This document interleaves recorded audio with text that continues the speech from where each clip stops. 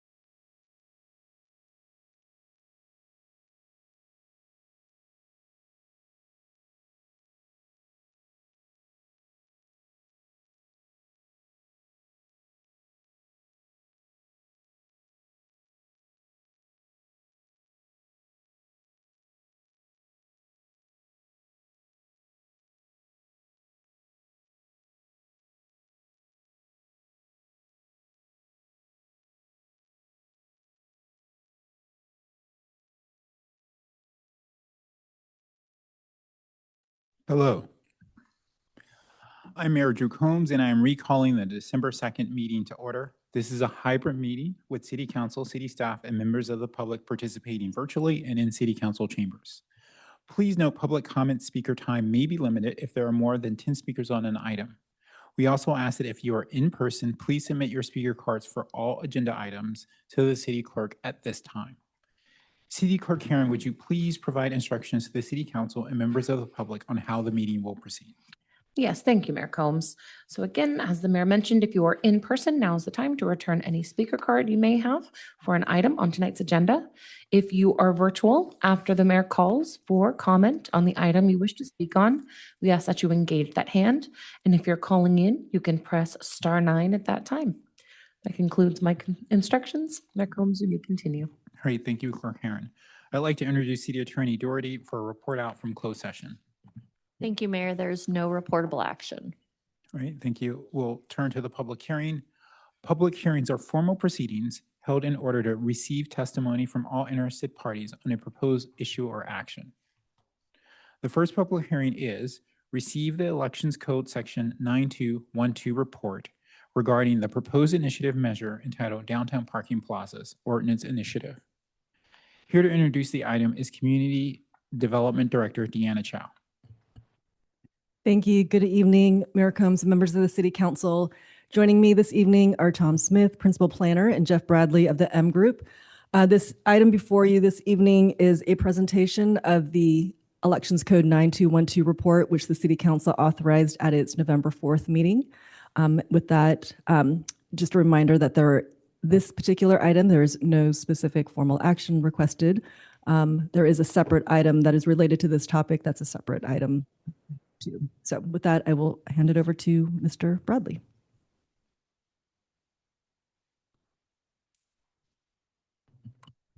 Thank you, Deanna.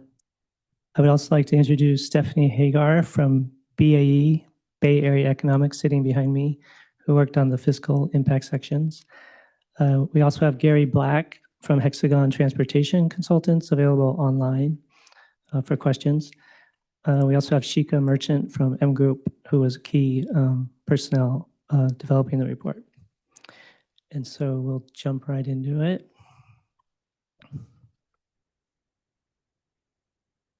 Next slide.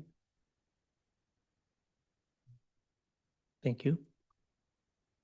Oh, right. Thank you. The agenda for this item tonight is pretty straightforward. We're going to give a quick background overview. We're going to run through our high-level findings. The report is over 100 pages with attachments. So I'm going to just try to quickly summarize some of the key notes. And as Deanna mentioned, there's no formal action required on this item. We're simply asking the council to receive our 9212 report.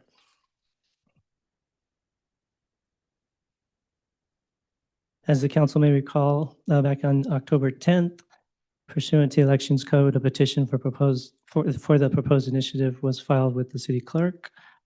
On November 4th, the City Council directed preparation of the impact analysis report, also known as the 9212 report, as it's called out in the state elections code, which is a preparation of impacts expected if the ballot measure were to pass. And the council directed that upon validation of the 2,200 signatures provided, or approximately 2,100 were required. On November 26th, the ballot measure impact analysis was made available for public review through the city's website. And tonight, on December 2nd, we're asking you to simply receive the report. There is separate action items on the following agenda item F2.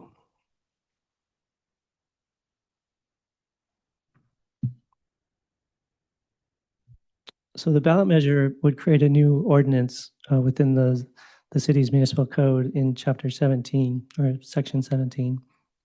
The ballot measure would prohibit the city from taking certain actions without voter approval if such action would diminish the availability, access, or convenience of public parking for downtown customers, workers, and visitors. And there's four different items outlined that would fall into this category. The first one is selling, leasing, or otherwise conveying any portion or all of the parking plazas, of which there are 8. Secondly, it would be prohibited without a vote to designate a parking plaza as surplus or exempt surplus land pursuant to the Surplus Lands Act. Thirdly, modifying, altering, or constructing any improvements on the parking plaza that would, again, diminish the availability, access, or convenience of public parking. And finally, changing the use of a parking plaza. So the first section we're going to go over is the fiscal impact findings. The ballot measure could potentially limit housing, which could be fiscally negative for the city. In other words, the housing itself could have a fiscally negative impact on city revenues, and the ballot measure could potentially prohibit that. Secondly, the ballot measure could potentially discourage mixed use and/or commercial projects which could generate more revenue than housing and have a potentially positive fiscal impact. The ballot measure could also make any type of development more difficult or less likely to occur, thereby reducing city revenues over the long term. The ballot measure could potentially limit redevelopment and reduce revenue from property taxes, sales taxes from future mixed-use projects on any or all of the downtown parking plazas. And finally, the ballot measure could potentially constrain long-term economic benefits from new workforce housing downtown. Then we shift over to planning impacts. The ballot measure could potentially limit the city's ability to achieve the goals, policies, and programs in the land use, environmental justice, and housing elements, which could affect the internal consistency of the city's general plan. And of course, internal consistency is a requirement under state law for general plans. The ballot measure could also potentially limit the ability to implement various general plan policies that would be determined by a subsequent ballot measure for the approval or not of housing, mixed use, and/or parking development. The measure could result in increased procedural requirements, additional cost, and potential delays that generally do not align with general plan goals, policies, and programs. And finally, the ballot measure could potentially conflict with the goals and vision of the El Camino Real and downtown specific plan.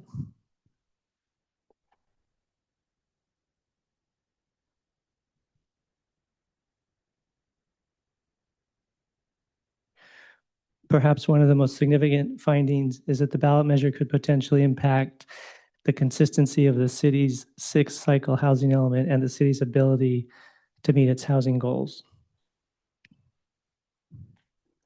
Additionally, the ballot measure could potentially discourage leveraging the city's resources to mitigate land costs and to facilitate new housing projects and goals downtown.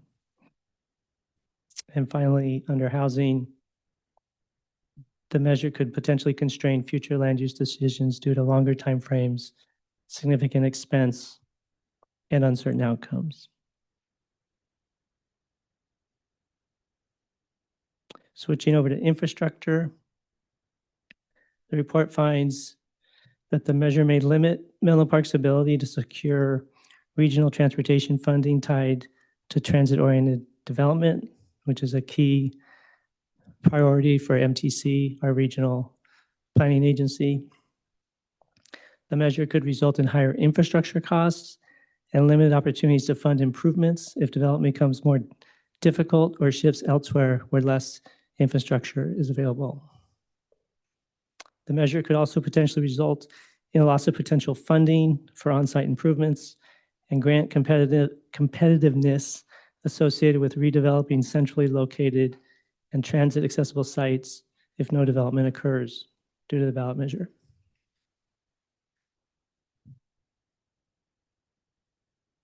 In terms of business impact findings, the ballot measure could potentially limit taxable sales growth downtown if it reduces the possibility of additional future residents who could shop locally and spend locally.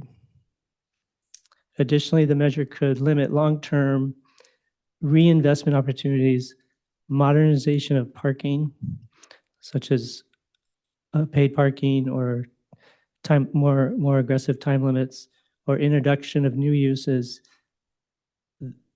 that could strengthen foot traffic and economic vitality.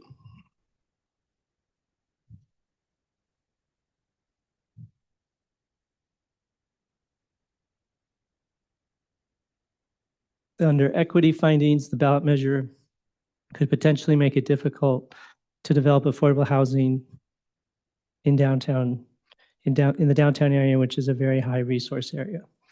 A very high resource area is defined as an area that has good proximity to parks and open space, jobs, high quality schools, access to transit, and access to health providers. The measure may limit progress in reducing housing cost burdens for Black, Latino, and lower income households, which is a key policy goal of the housing element. The measure could also potentially risk reinforcing longstanding patterns of unequal access to high opportunities areas and widening racial and economic inequities.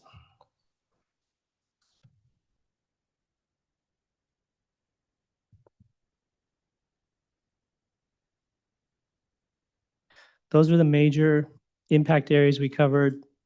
Other impact findings include transportation, where we find the measure could potentially limit the city's ability in accommodating updated parking and accessibility requirements within the downtown public parking plazas, such as adding new electric vehicle charging stations and converting one or more surface parking plazas to structured parking.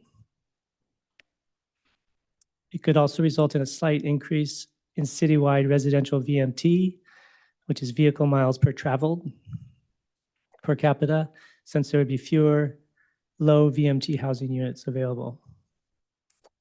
The measure could also result in slight improvements to traffic congestion on roadways within the immediate vicinity of the parking plazas if the housing were not provided.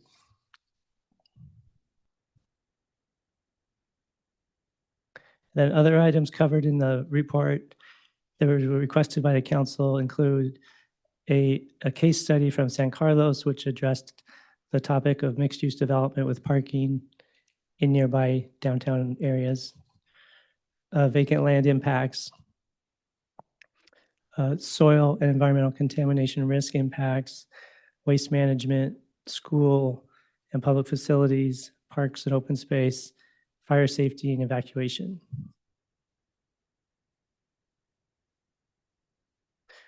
Again, no formal action is required, but we are asking the council to receive the report pursuant to Election Code 9212 regarding the proposed initiative measure Downtown Parking Plazas Ordinance. Thank you. Staff and consultants are available for any questions or comments the council may want to share. Thank you for the presentation. Are there any clarifying questions from council before we open the public hearing? All right, seeing none, I'd like to open the public hearing. City Clerk Karen, do you have any public comments on this item? Thank you, Mayor Combs. So at this time, if any member of the public wishes to provide comment on the first public hearing F1 related to receiving Election Code Section Report 9212, if you are in person, return that speaker card. If you're virtual, engage that hand feature. Calling in, please press *9 now.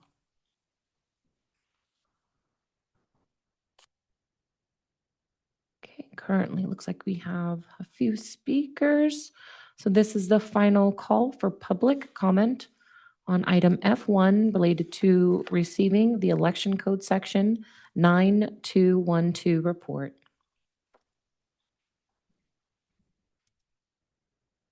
All right, Mayor Combs, we have a total of 4 speakers. Okay. And for clarity, there'll be a second public comment section in connection to the actual action item on the agenda. Correct. Yeah. Yes, F2 will be related to the action the city council will take on the initiative. Yeah. All right. So our first speaker will be Mary Seaton, followed by Adina Levin.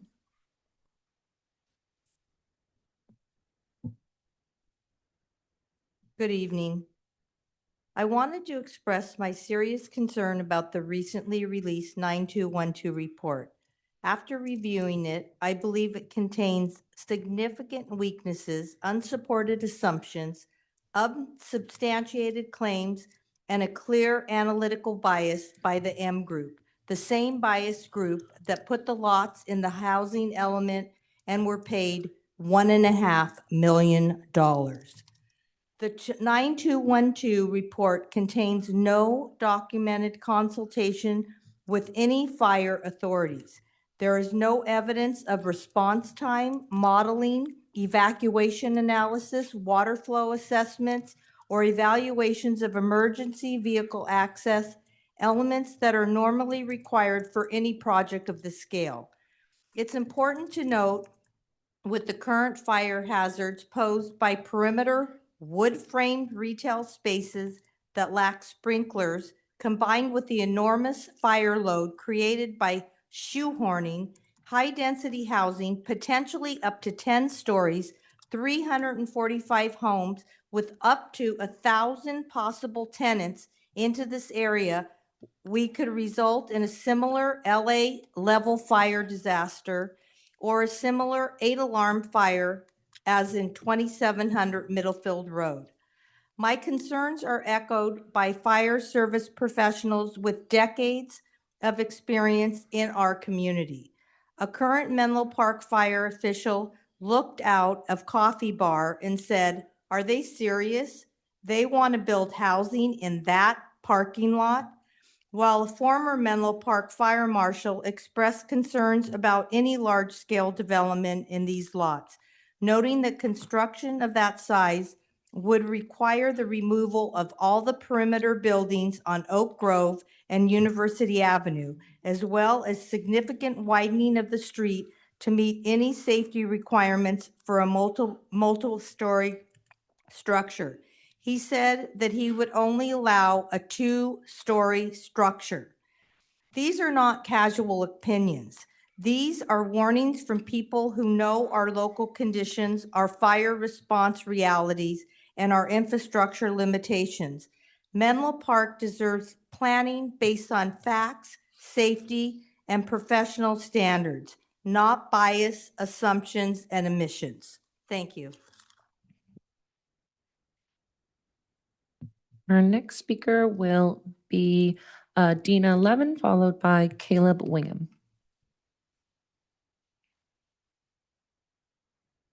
Good evening, Mayor, council members, and staff.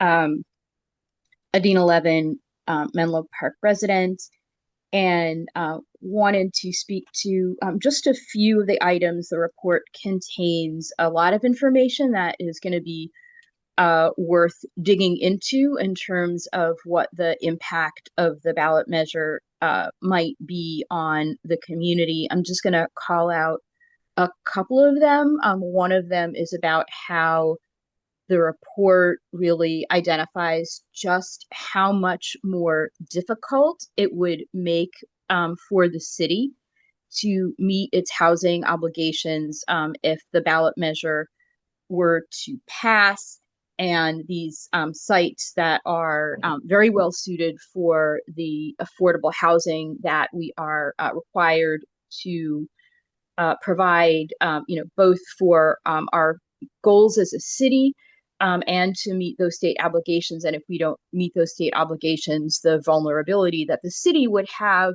toward builders' remedy projects that there's a lot of opposition to. Secondly, the report called out a number of successful examples of cities that have parking garages in downtown. that are, support downtown economic vibrancy and are evidently working.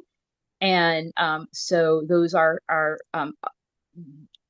two elements of the very useful information in this report. With regard to the previous comment, the consultant did work on an extremely robust process, including a lot of community feedback and analysis on how to address the housing element needs. I think given this information, I'll speak on the next item, but there is plenty of reason not to adopt what the ordinance would be, because it would make it a lot harder for the city to address its housing goals, and the issues about parking and access can be overcome and addressed. Speaking about issues that can be addressed, certainly looking into fire safety is something that would need to be done about specific developments.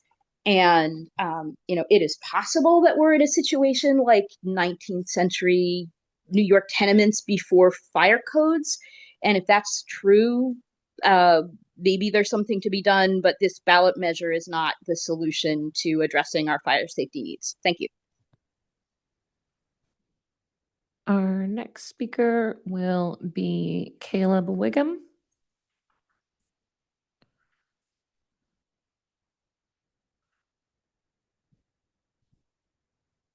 Hello, can you hear me?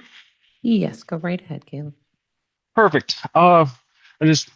This is one of my first public comments. I heard they were going to have a meeting based on if we need to include this ballot measure to seemingly just delay the building of parking of housing built downtown. Menlo Park needs housing. We don't need any more parking. It just seems like a delay tactic because we have empty lots across the street from El Camino Real. We have a parking garage next to the Caltrain station. And I don't see a reason why we need to delay the action for us to build any housing further. Furthermore, this may be a biased opinion, but I would personally live in these apartments downtown. When my wife and I moved here a few years ago, we started to notice that if we wanted to go out to anywhere, we wouldn't go here to downtown Menlo Park unless we're looking for a very quiet, basically just like a dinner. There isn't really a whole lot to do here. We put more foot traffic in downtown. I feel like this could really revitalize it. I don't see this ballot measure as anything except a delay tactic into building much needed housing here in Menlo Park. And with that, I'm not in support of adopting this ballot measure. And I yield the rest of my time. Okay, seeing no further hands or cards. Oh, apologies. We did have another hand raised. Curver? Hello. Yes, go right ahead. I wasn't planning to speak. I just wanted to listen, but hearing what Caleb said, I just also wanted to communicate that I have similar feelings. I've been a resident in Menlo Park for 3 years, and I would indeed be someone who could benefit from the affordable housing situation. I do find that I basically agree with what's said. Like, I do think that having more people would definitely help revitalize it. And I've seen like the proposals for where these alternate housing places could be placed. And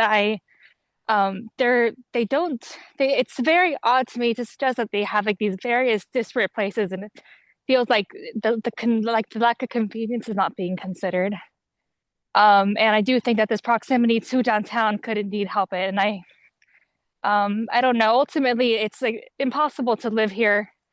It's just very, very difficult to live here. And I do think that perhaps I'm biased because like I'm not a homeowner and I'm not concerned about my housing prices going up, but I just think it would really benefit people like my husband and my child and myself who have jobs in academia and really struggle to make it in the current like housing situation. So I yield my time. Okay, so we did have a couple of additional hands raised, and I just want to remind folks that this item that we are taking public comment on is receiving the Elections Code Section Report 9212. If your comment is related to receipt of the report, please do keep that hand raised. Otherwise, we do have the second item, which is the action to be taken on the initiative. Okay, and with that, next speaker is Karen Grove.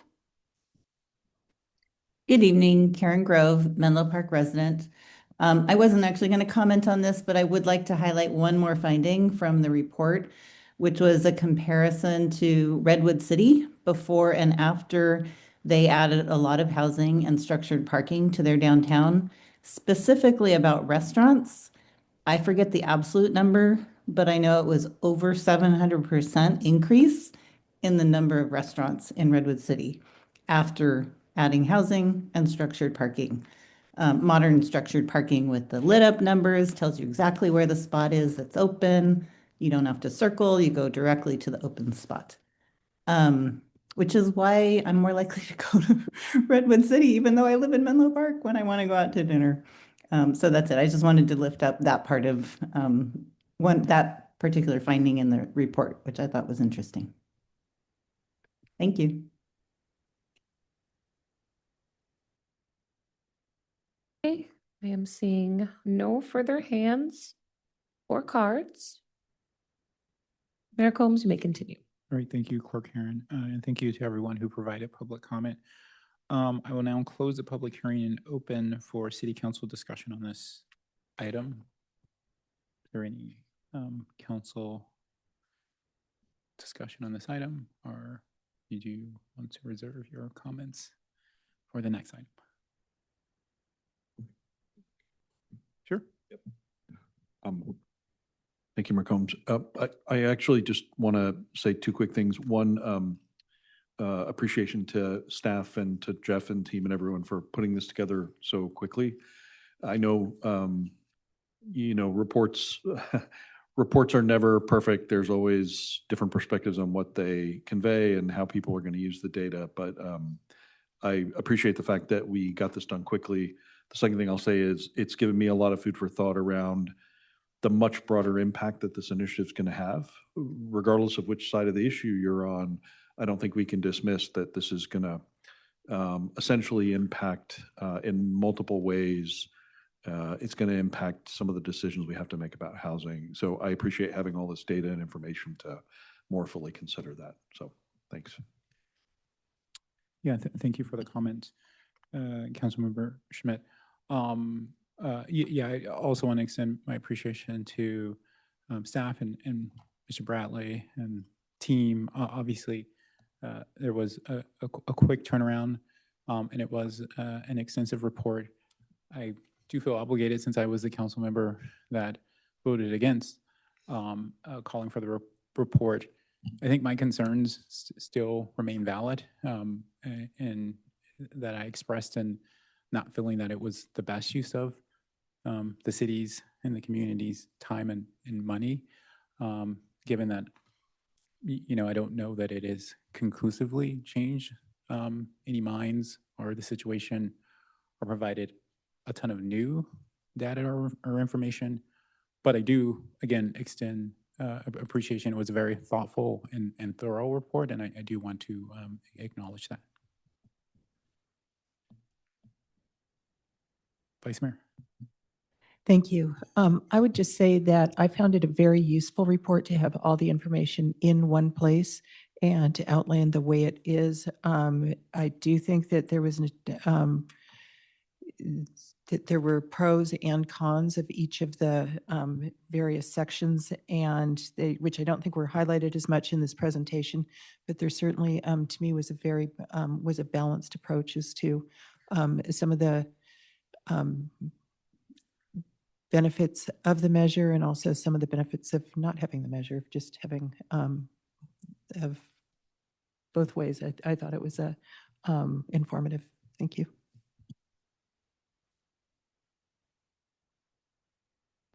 Okay, with that, we'll move on to the next and final public hearing of the evening. Determination of action pursuant to Elections Code Section 9215 regarding the proposed initiative measure entitled Downtown Parking Plazas Ordinance. Here to introduce the item is City Attorney Nira Doherty. Thank you, Mayor and members of the City Council. As you all know, on November 18th, the city clerk certified the sufficiency of the petition for the proposed measure, meaning the county had verified that there were sufficient signatures on the petition to qualify the petition for the ballot. At that meeting, the City Council directed staff to prepare a report pursuant to Elections Code 9212. You all just received and heard about that report. Pursuant to Elections Code Section 9215, the City Council must now determine which of the following actions to take.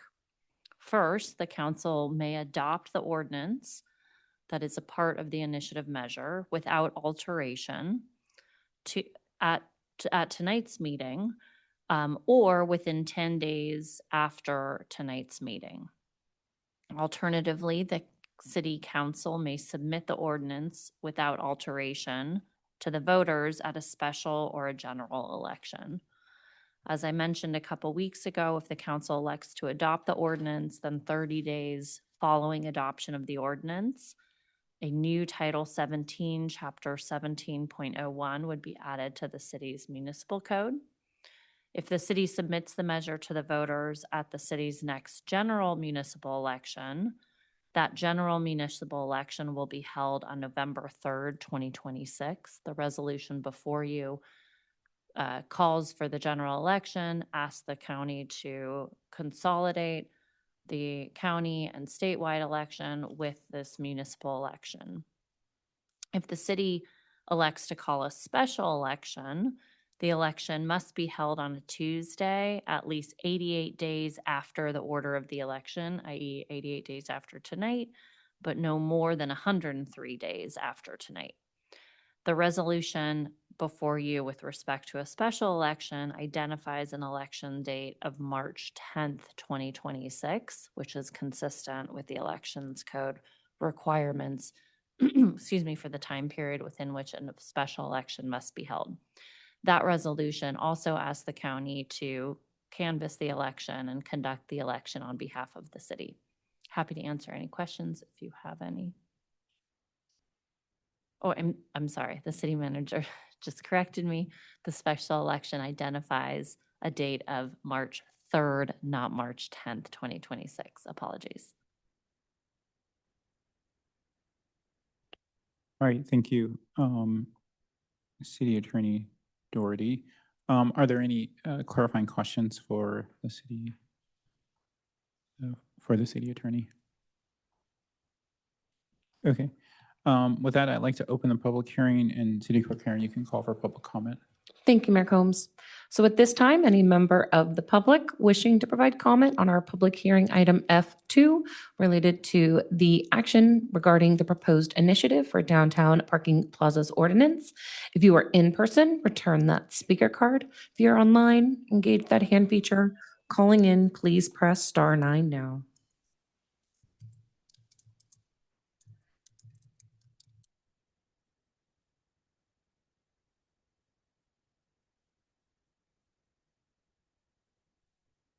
Give me a moment while I see how many speakers we currently have.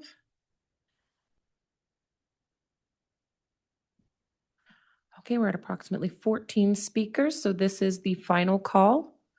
If you'd like to get in queue for public comment on item F2 related to the action to the proposed initiative for the downtown parking plazas ordinance.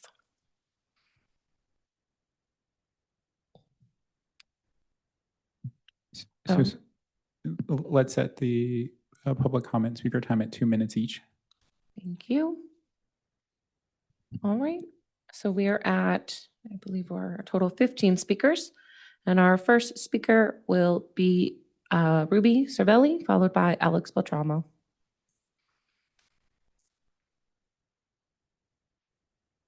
Hello, Mayor Combs and City Council members. Ruby, can you get a little closer to the mic? How's that? Does Perfect, that work? thank you. Okay, great. Okay, we, the people of Menlo Park, are the city. The people make up the city and are not separate. We, the people, would appreciate you passing the ballot initiative and acting in accordance with the voice of the majority, the democratic way, not autocratic. We want affordable housing for our people in locations that will do no harm to our business owners and their employees. There are viable alternative sites. You would be supporting your voters as well as state law, and I quote, "The local government shall make a diligent effort to achieve public participation of all economic segments of the community in the development of the housing element," end quote. The vote is the ultimate of public participation. It seems that you have been misled by the very limited and nearsightedness of M Group, whose only suggestion is to rid us of parking lots, which would destroy our downtown businesses. Listen to the people and the business owners, not the cookie cutter consultants. Let democracy rule, follow the law. Let us have a voice in the location of our affordable housing. Our downtown is the heart and soul of Menlo Park, and there are alternatives to affordable housing. Thank you. Next speaker will be Alex Beltramo, followed by Rob Foster. Good evening, City Council. The question before Menlo Park is not whether to support affordable housing. The question is whether the downtown parking plazas are the right place. And that's a question that should be answered by the people of Menlo Park. In the 8 hours leading up to this meeting, you received roughly 250 emails from Menlo Park residents and neighbors expressing support for our citizens initiative. I will now read just one of those messages. Mayor Combs and members of the City Council, I'm writing to express my unwavering and enthusiastic support for the Downtown Parking Plazas Initiative. The vitality and future of our downtown core is directly tied to the essential access provided by these parking plazas. The potential repurposing of these crucial community assets represents a significant change that would profoundly affect the daily lives of residents and local business owners. It is fundamentally a decision that should be made by the people who live, work, and shop here, the residents who rely on these plazas, rather than being dictated by the recommendations of outside consultants. I urge the council to act decisively, whether by adopting the ordinance outright, placing it on the November ballot, or calling a special election. Any path that puts this decision in the hands of Menlo Park citizens will be a victory for local democracy and the future of our downtown. Thank you for your time and dedication to our community. Sincerely, Edward Hanover, Menlo Park resident. Today is an important day because when you move our ballot, our citizens initiative forward, Edward and thousands of residents like him will get not just a voice, but a say in the future of their downtown. Thank you. Next speaker is Rob Foster, followed by Kaya Shepherd. Good evening. I'm here today to speak in support of affordable housing in Menlo Park, for a housing program that is financially feasible for the builders and that is a benefit to all of Menlo Park, both its current and future residents. Building affordable housing in Menlo Park is not just the right thing to do, it's the legally required thing to do. I'm also here to give thanks. I'm thankful to the M Group for the timely completion of their report. I may not agree with all their assumptions and conclusions, but I appreciate their efforts. As Mayor Combs anticipated, there's something in there for everyone. I encourage everyone to keep an open mind and to read the entire report. I'm thankful to live in a society where a voter's initiative can be heard and acted on by City Council. And finally, I'm thankful to Menlo Park Legal Counsel and their recommendation that the City Council either adopt the ordinance outright or put the ordinance on the ballot for 2026. I hope this City Council will listen to the advice of their council.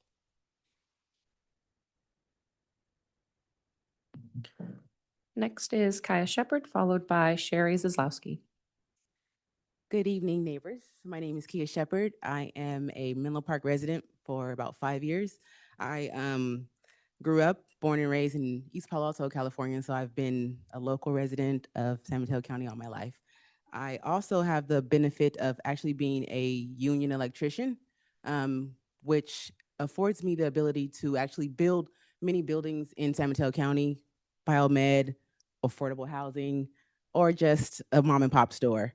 I believe that this initiative, I believe that affordable housing is for everyone. I grew up in affordable housing. It afforded my mom to be able to purchase a home in San Mateo County as a single mother. And it also has afforded me stability so that I can go to college, get a degree, have an amazing job, and actually be able to afford a home in San Mateo County. I believe that the development of the parking lots or the parking plazas in downtown Menlo Park would benefit everyone, because there might be someone who lives in affordable housing who can develop themselves and who can become something greater, like a union electrician or just a shopkeeper, who knows? So as a member of the IBW 617 here in San Mateo County, as a Menlo Park resident, and as someone who grew up with affordable housing, I am in support of the development of the parking plazas, and I am also hopefully going to be building them. So thank you for your time. Have a good evening. Next speaker, Sherry Zazowski, followed by Adina Levin.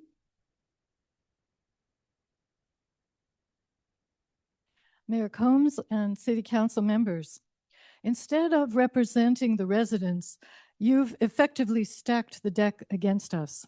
For starters, there's the council's silent partner, billionaire Karen Grove, and Menlo Together, the group she created in 2018 that included founding members Jen Rollison and Betsy Nash.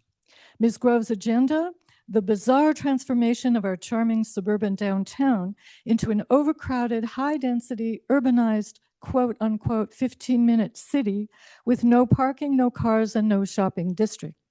To keep the deck stacked, the city found a consultant on the same ideological page as Ms. Grove and her proteges, M Group. While guiding the council through the creation of our housing element, M Group avoided conducting a fact-based impact study on the downtown parking lot housing plan. Why? Because a genuine impact study would have exposed its infeasibility. Next, the council summoned M Group to do a hatchet job on the Citizens Initiative with a transparently biased, quote-unquote, study, including a letter from none other than Menlo Together and the NGO, the Housing Leadership Council of San Mateo County, both on the same 15-minute city ideological page, and both recipients of donations from Ms. Grove. Finally, there's a trove of multi-million-dollar development companies waiting to take advantage of the city's offer of $50 million worth of land for $1 a year. Standing against this formidable stacked deck is a genuine grassroots coalition sponsoring a citizens' initiative to give residents the voice denied them by this council. You, council members, have given us an object lesson in governmental duplicity, collusion, arrogance, and tyrannical misuse of power. In return, through the initiative process in November, we, the people, will be giving you an object lesson in democracy with a capital D. Next speaker will be Adina Levin, followed by Elisa Gurman. Hello, good evening. The reason why I'm not in the City Council chambers right now and commenting remotely is that I am walking with a shopping bag towards Trader Joe's, where I'm going to buy some cheddar cheese and delicious lentil soup, really living out the 15-minute city by living just a few minutes from where I can buy groceries. With that as a positive aspect of the city, I would very much urge the City Council not to adopt the ordinance, but instead to, as is legally required, to put it to the vote in a general election, and recommend doing it in a general election, not a special election. In addition to being extremely costly, the special election would have a much smaller voter base. And the general election, I think the last general election had a 70% voter turnout, and the special election would have a much tinier turnout, and so the general election would give many more residents of the city the opportunity to learn and make a decision. And speaking about learning and making the decision, while people who have strong opinions on the topic already, may not change their mind with more information, having the information that was helpfully provided in the report will help people that, do, learn before they vote, and also helps with the media coverage. It helps inform people and helps with people who may learn from word of mouth from friends who may be researching the issue in any direction. So please do put it on the ballot for a general election. Thank you. Next speaker will be Alicia Gurman, followed by Karen Grove.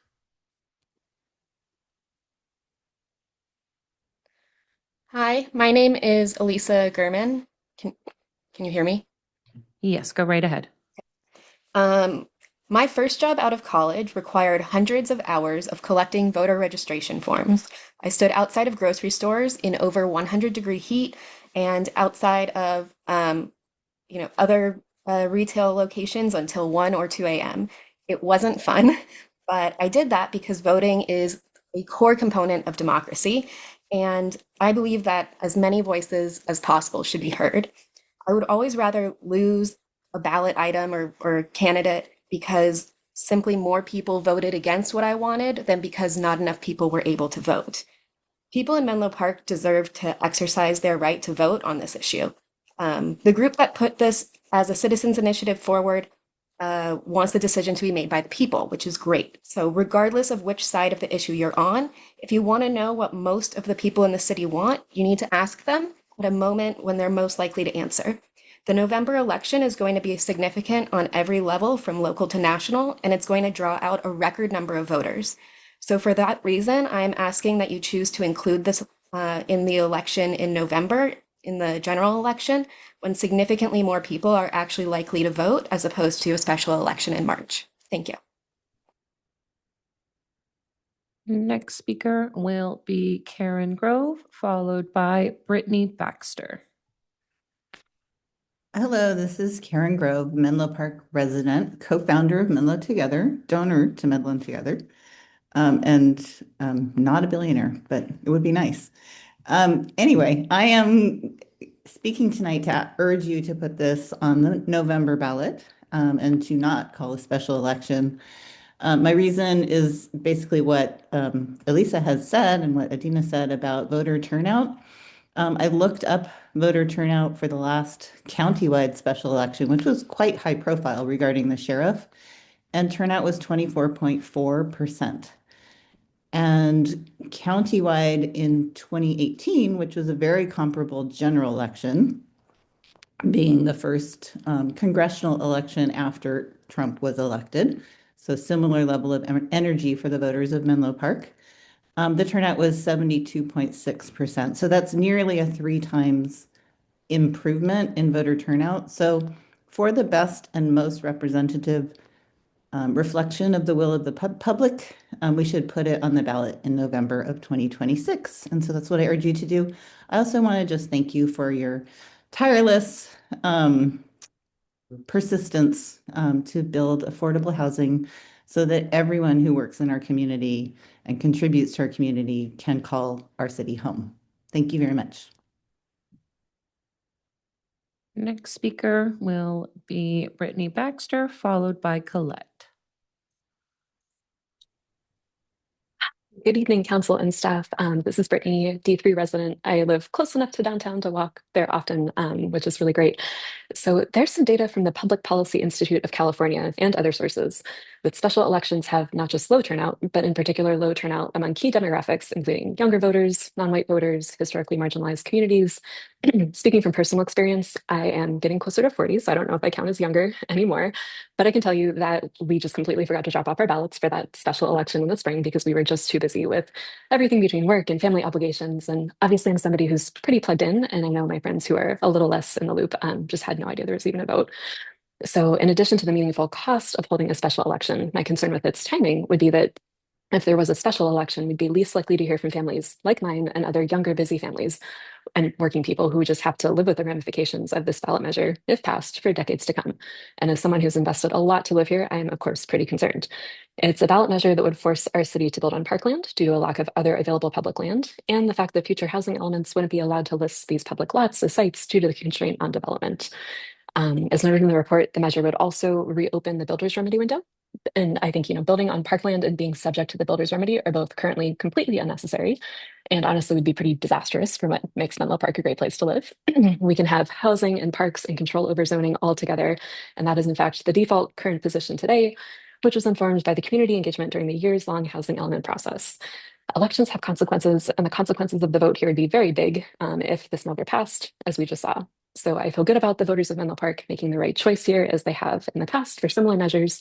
But in addition to the significant cost savings of not holding a special election, it's important that this is on the ballot during a regular election in order to get the most representative sample of voters and not low turnout from only certain groups. Thank you.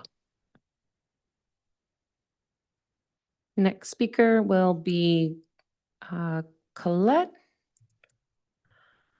followed by Virginia Chang Kirali.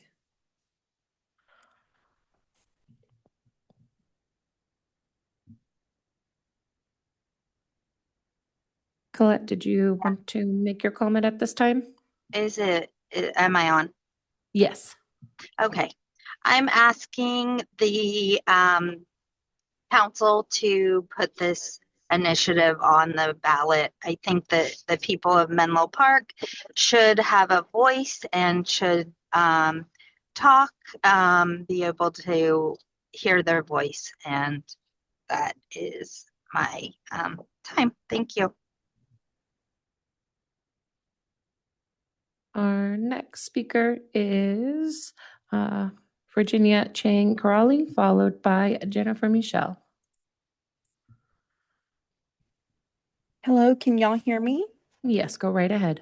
Okay, I'm not going to take a position on the ballot measure, but I do want to say that it's great to see so much engagement by Menlo Park residents, and I thank everyone who is involved with looking at the different issues surrounding this project. But I do want to speak as a fire board member and the Menlo Park liaison that I spoke with the fire marshal today and have been speaking with him regularly about the fire ordinance that will hopefully be adopted in the near future by all the cities in the fire district. The fire marshal informed me today that he is working with Menlo Park's Public Works Department on the emergency response issues in this entire area.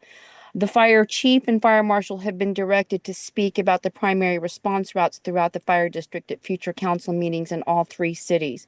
My hope is that as this development and any other development happens or moves forward, that these emergency response routes be taken into consideration.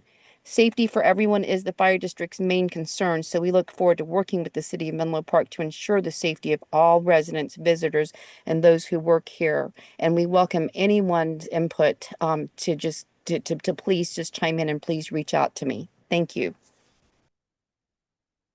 Next speaker is Jennifer Michelle, followed by Ken Chan. Dear Mayor, Vice Mayor, City Council members, and honorable staff, I'm Jenny Michelle, a native longtime resident of District 3, a recovering homeless teacher, and a commercial property manager by trade. I too am thankful to the council staff and the consultant M Group for their expeditious work. I support the action to place the ballot initiative in the general November 2026 election. For a living, I must perform various analysis, summary findings that are comprehensive in nature, and to provide my clients and customers direction and information in a short period of time. Sometimes that analysis is tough for people to swallow. It does help if they actually read your work. To be sure, we are on the market to live downtown. Yes, we're going to move. With our son at Hillview and a husband attending Santa Clara University Law School in the fall, we need to live at the train station or right across the street. Yes, the 15-minute city helps support, provide options to live without being tethered to the vehicle or, the car. Isn't that what we want to give our residents options and how we choose to live, I think that is a benefit for all of us. I want to thank all the residents who have become engaged on this subject matter, and I deeply appreciate the commitment that you are all showing to improving our downtown and our city overall. Thank you. Next speaker is Ken Chan, followed by Catherine Dumont. Good evening, Menlo Park City Council members. My name is Ken Chan, and I'm the Senior Organizer at the Housing Leadership Council of San Mateo County. We work with communities and their leaders to produce and preserve quality, affordable homes. I'd first like to thank staff and M Group for their hard work on their report and tonight's presentation. On behalf of HLC, I want to emphasize that city-owned land, such as the downtown parking lots, is one of the most powerful tools your city has to create 100% deeply affordable homes. And would also like to uplift the executive summary stipulating that there are very few other areas in the city that would support the development of 345 affordable housing units within the current housing element period. And none of these locations are in areas as transit and as amenity rich as downtown Menlo Park. Because of this, you now have a once-in-a-generation opportunity to both increase the vibrancy of your downtown and to make these affordable happens in your community. But only if you give them the fighting chance they deserve by placing the proposed ballot measure on the November 2026 general election ballot, rather than calling for a special election or adopting it outright. Doing so saves your city money, and more importantly, ensures that as many of your community members as possible get to participate. A November election gives all of your city's community members, such as your renters, teachers, service workers, parents, and seniors, the chance to participate in a decision that will shape your city for decades to come. Don't let this opportunity pass you by. We urge you to place the Downtown Parking Plazas Ordinance Initiative on the November 2026 ballot. Thank you. Next speaker is Catherine Dumont, followed by Caleb Wickham.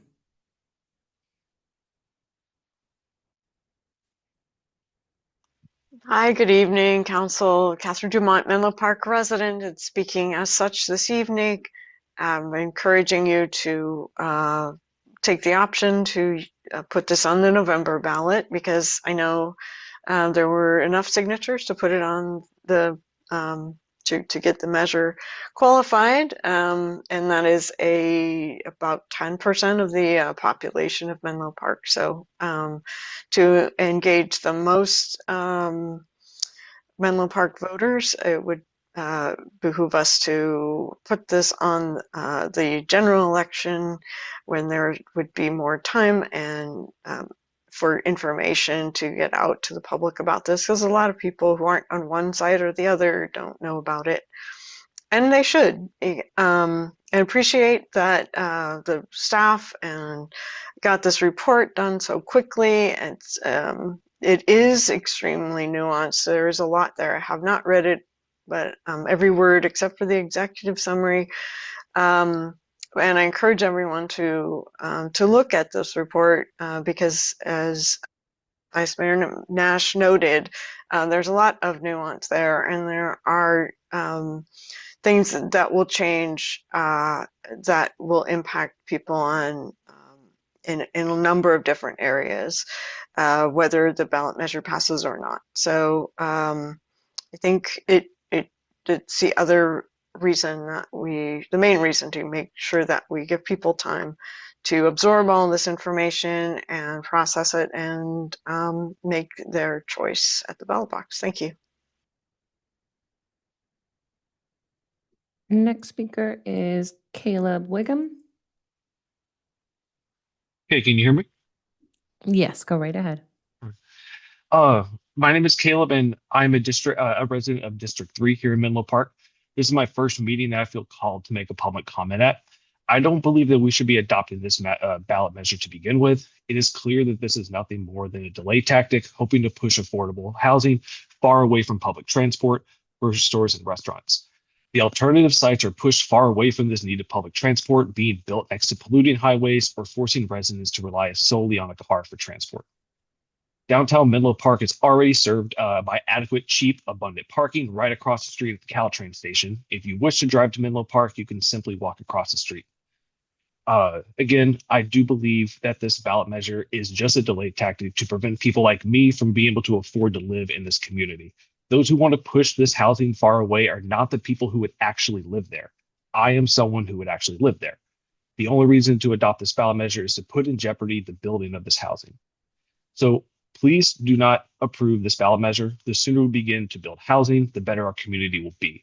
But if you must adopt the ballot measure, then please hold this election in November of 2026. In a general election, we will have more time to prepare, and ultimately we can turn out more renters in this community who will vote, because this ballot measure will affect us the greatest. Thank you for your time. Okay, I am seeing no further hands or cards. Mayor Combs, you may continue. All right, thank you, Clerk Heron, and thank you to everyone who provided public comment.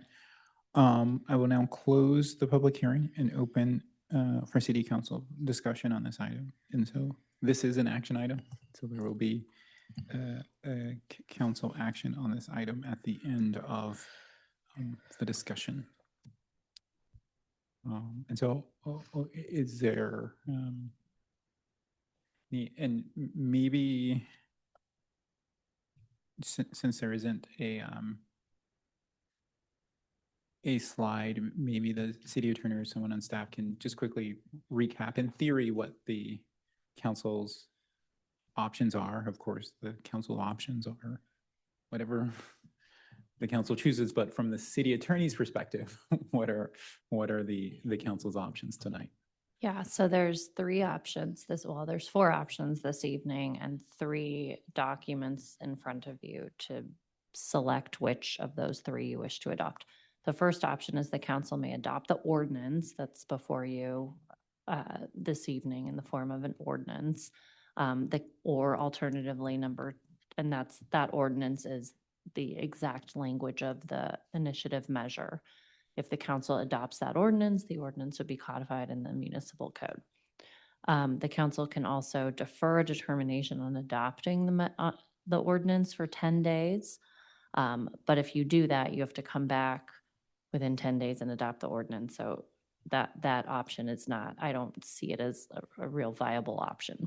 But the election code does sort of nonsensically provide for that option.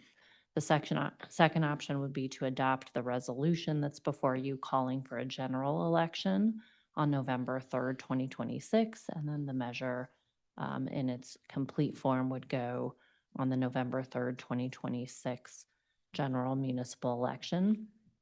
The third option is to adopt the resolution that's before you to call a special election on March 3rd, 2026. And the text of the measure in full would go on the March 3rd, 2026 ballot, or a March 3rd, 2026 ballot that the county would canvass and hold for us. Okay, thank you, City Attorney Doherty. Just like for the sake of being comprehensive and conclusive, I'm gonna open it up and see if there's any initial interest in adopting the ordinance tonight from anyone on the council.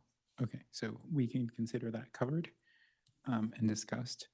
Is there any interest in deferring determination for 10 days, of which then we would be required to adopt the ordinance? Okay, so that was covered. And so then what's before us is adopting the resolution in the staff report. One of the resolution options in the staff report that either calls for a general election or a special election in connection with the proposed ballot measure. And so we can principally have a discussion in that area unless there is another option that a council member would like to present for consideration that isn't a part of the option set provided by the city attorney. Okay, so then let's get into this this discussion about the resolution calling for an election, either special or general. There anyone who wants to weigh in what they're thinking there or any other parts of the issue before us? I'm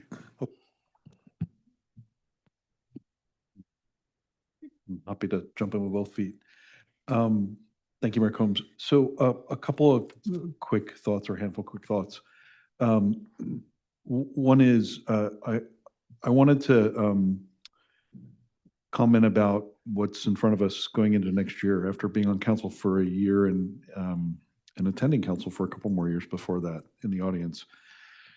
There's a lot of different styles of making public comments, and I wanted to thank Rob Foster because I really appreciate his approach tonight. I know he doesn't always agree with me, but you know, that to me, that's the way that I always personally want to engage with everyone. And you know, Rob, you'll get the same respect and ability to have me listen if you would like to attend my office hours.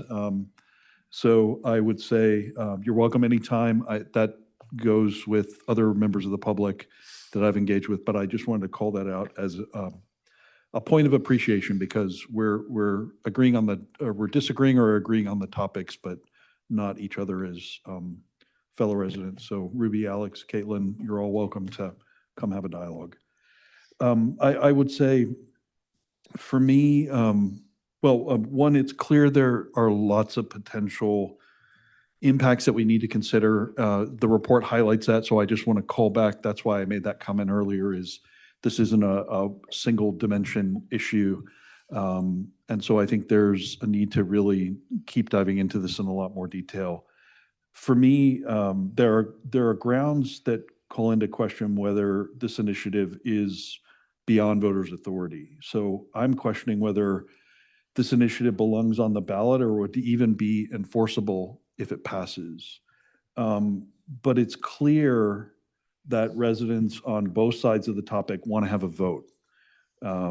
So it's important to me that residents continue to have that voice. I think that in all of our decisions, and that we hear what they're saying as part of a democratic dialogue. That I fundamentally agree that is really important. So I'm starting from a position that I believe we should put this on the ballot. We should be decisive. I also have a view that we should not put this on the special election ballot. We should put it on the November ballot so we can have a more robust dialogue. We can really dive into these discussions. I know turnout is traditionally lower and there's a higher cost of special elections. Those are secondary points to me. But to me, if we really want to fulfill the democratic process and hear what voters have to say, then I'm strongly supporting putting this on the November ballot so that everybody can have a voice. And that seems pretty clear from all the emails that have come through over the last couple of weeks or days from the groups.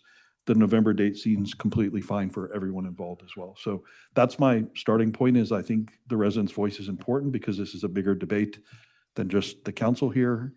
And I look forward to having that discussion. And, you know, Rob, as I said, you're welcome at office hours anytime. So thanks. Thank you for those comments, Councilmember Schmidt. Is there Councilmember Wise or Vice Mayor or Councilmember Taylor? Anyone else to chime in? I guess I would, to frame it, I would say the question would be like weighing in on one, whether your preference is for a special election or to hold off the regular election, or again, whether there is a third option of which you want to present. And I want to say I do appreciate Councilmember Schmidt sharing his thoughts. I do think that is an important framing for this discussion that we're going to have, this community dialogue about, you know, whether this is an issue that is an issue or matter or policy that is appropriately within the purview, or appropriately for it to be within the purview of voters.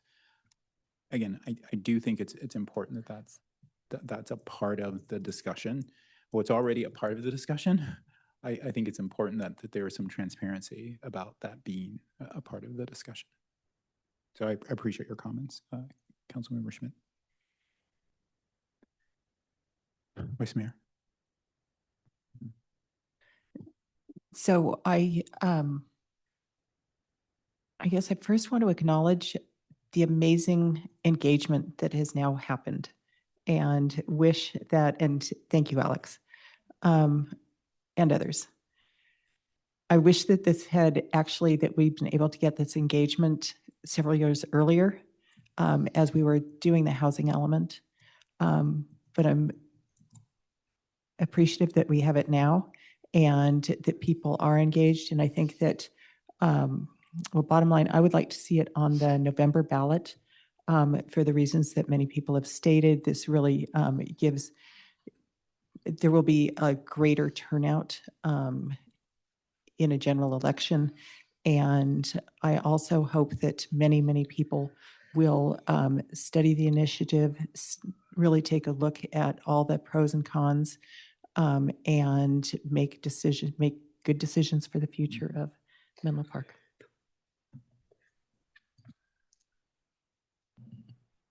Thanks. So I'll provide my thoughts. I do, believe that this is something that is, if the voters so choose, I do think it's appropriate that it's a decision that they can hold for themselves.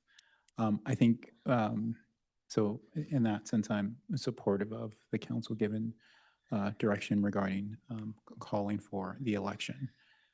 I do wrestle with the issue of whether a special election versus the regular election in November. I think that they're trade-offs. Certainly, holding off to November is would be less costly for the city in financial sense, given that a special election would cost $300,000 plus or minus. But there are other costs that would occur in having this very long, drawn-out, divisive discussion across the city until next November that I think concerns me. It is essentially, from my perspective, and just speaking for myself, I think it puts on pause any forward movement as it relates to potential possible projects on the parking lots. And so I do think that is something that is paused until there's a resolution here. Again, given how that resolution breaks out, it could be paused for a lot longer than a few months. But a March election, a special election, provides a quicker resolution.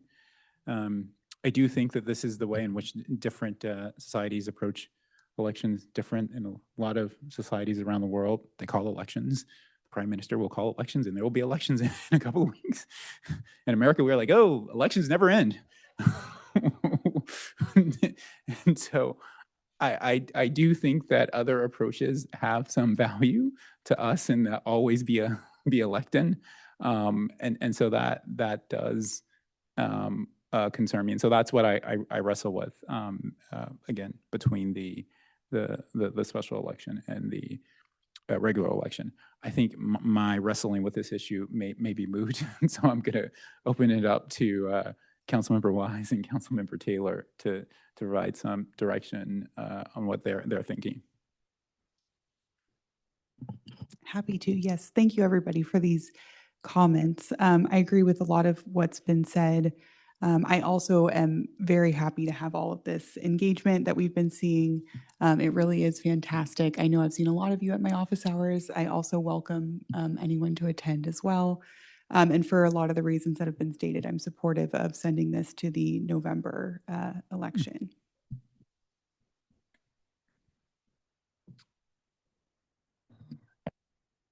Well, thank you, Mayor Combs, for always stepping out and expressing your views, even if you don't have support on it.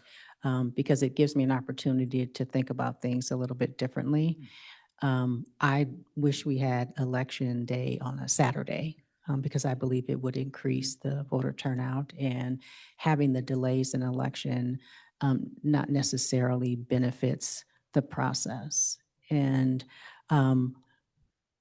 so with that being said, I also want to say to the folks that put the initiative out and challenge the council continuously on the decisions that we have made along the way, that this is a part of democracy. It's one of the reasons why I believe all of us ran for office in the first place, because there was some decision that was made by the current elected officials that we did not agree with. And I believe that it builds not just character, but it also forces us to listen to opinions that are not ours. And so I really appreciate everything that you have brought and challenged the council with in this year and even the coming year. And with saying that, I do support having the ballot measure on for November. And I have some follow-up questions, but I think I am going to hold them off and talk to the city attorney about it later. And that is just to get a little bit more clarity on what happens between now and November of 2026. And just so those questions for the city attorney later, you meaning a one-on-one between you and the city attorney, or later in this meeting? Oh, okay. Okay. Okay, Vice Mayor. Thank you. I just want to comment on one of your comments, and that is that this puts everything on pause until November. And I am really, that may happen, but I'm holding judgment until I see what responses we get. And I am hoping that we may be able to proceed, realizing that this is retroactive,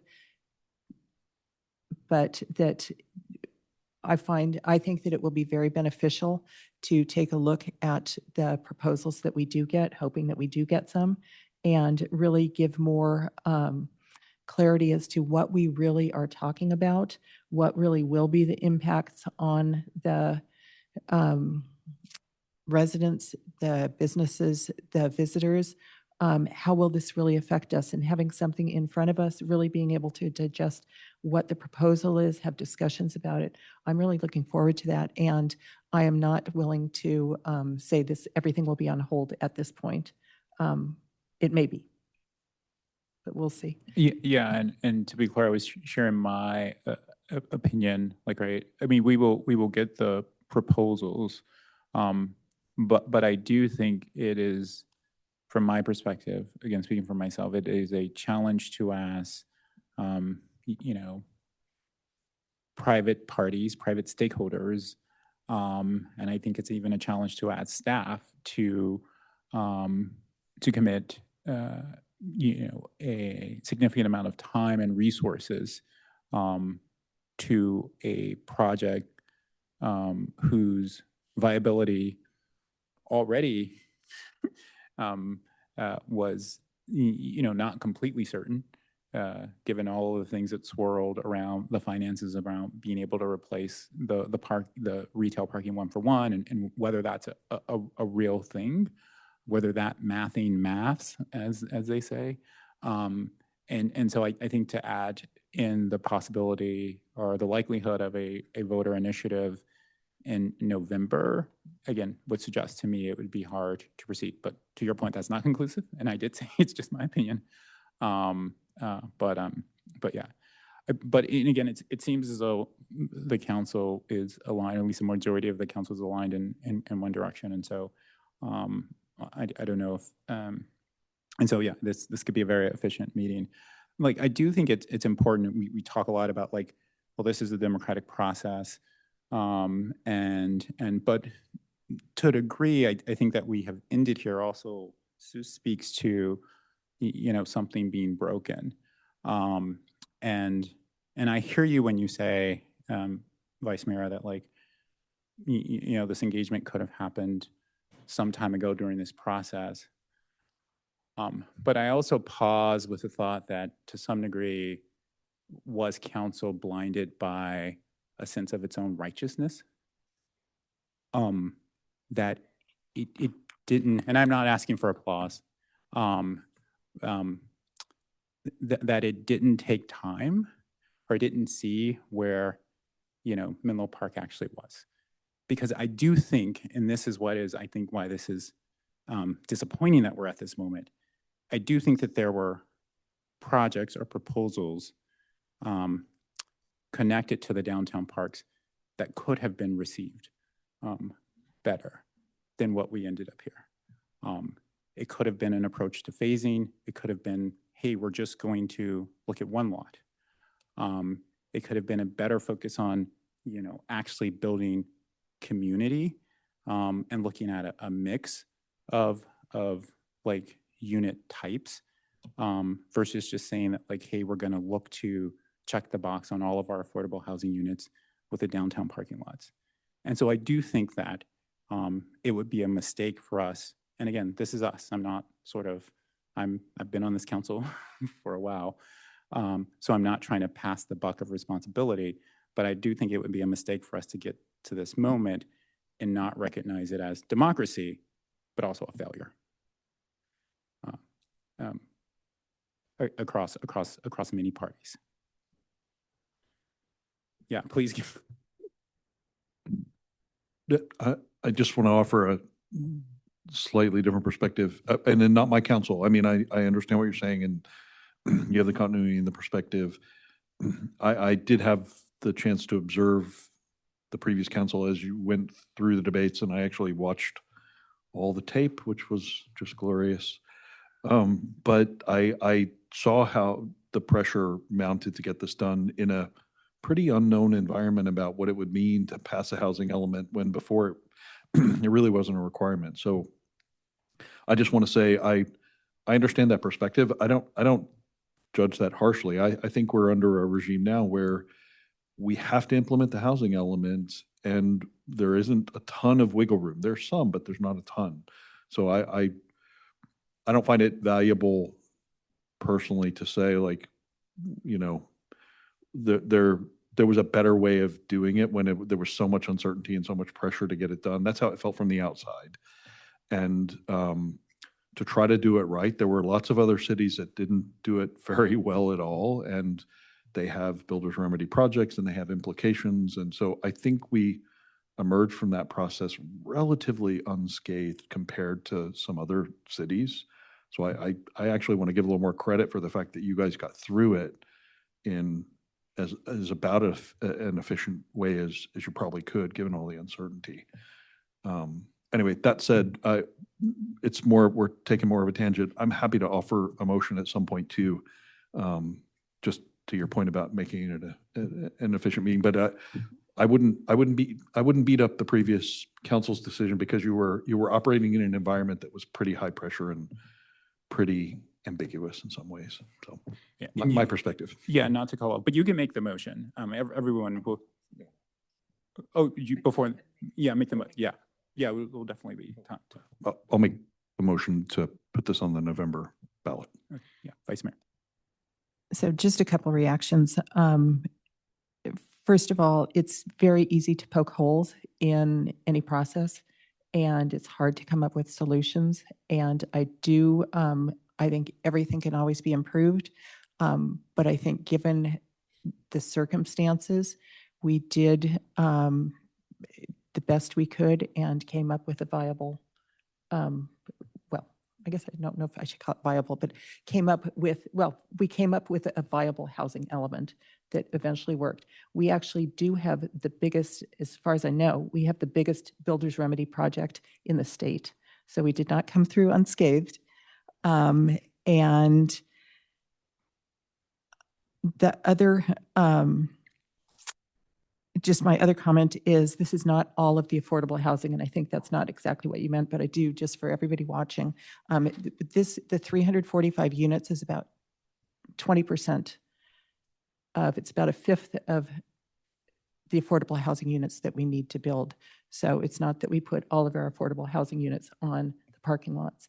And I guess my final comment is that I am hoping when we see the proposals that we actually will see phasing and different units and all of the things that you were saying you wished, rather than dictating it, I think at this point, we have the benefit of seeing what the developers are interested in building. And that's exactly what I'm anticipating on the 15th. Well, it won't be exactly on the 15th, but being able to see soon is the results of the vision that what the various organizations think can be done on our parking lots, whether it is 1, 2, or 3 parking lots, how it will be built. I'm sure there will be phasing. I think we actually asked for that. And I guess the last comment is, as far as going forward, this has been a very transparent process as far as what the builders are going to be up against. So if they, rather than having us decide whether or not they should proceed, I'm really interested again in hearing their analysis of it, given that it's wide open as to what is happening here. So thank you. And I'd be happy to second the motion. Yeah. So we have a first and a second, and yeah, appreciate the overall the comments and the dialogue on the issue, and again, to be clear, just to I know certainly that we didn't the downtown parking lots don't represent all of the affordable housing, right. The only affordable housing that currently is under construction as a project, I think, is in my district. on the VA property. The project most likely after that is on the former flood school site, also in District 2. So I definitely appreciate and know that this does not represent all of the affordable housing. But I do think that there could have been a better approach. And when I say phasing, I mean completely separate projects. I mean, I still think that one of the challenges is that how do you get over the issue of turning one side of all of the parking lots in downtown into a possible future construction site. And so, and again, we will now see, to your point, the projects from developers, but again, what we see may be an illusion, because in November, the voters may say, that they think that this is not the right way to proceed. And again, and I know I can't predict the future based on alternative realities, but I do think that I tend to believe, again, based on my discussions with people who also come to my office hours, EEA for office hours, that there was a path forward that wouldn't have necessarily ended in a ballot measure. But again, we can agree to disagree on this. So, with that, City Clerk Karen, I think you can call for the vote. Thank you, Mayor Combs. So I do have a motion on the floor by City Council Member Schmidt and a second by Vice Mayor Nash to adopt a resolution of the City Council of the City of Menlo Park submitting the citizen-sponsored initiative measure to prohibit the City of Menlo Park from selling, leasing, donating, disposing of, or conveying city-owned downtown parking lots that would affect or diminish the availability or convenience of parking without voter approval to the voters at the next general municipal election, November 3rd of 2026, and authorizing and requesting the County of San Mateo conduct the election and establishing the schedule for submission of ballot arguments. Any further City Council question or discussion? Seeing none, please proceed with voting.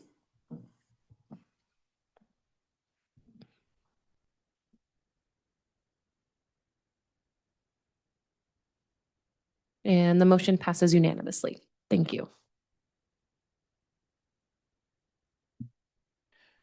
Okay, with that, I think, unless staff has any, the meeting has ended or been removed, or no, it hasn't ended. Just the voting. Okay, unless there's anything I'm missing from staff, then I will adjourn the meeting. Okay, we'll adjourn the meeting. Thank you.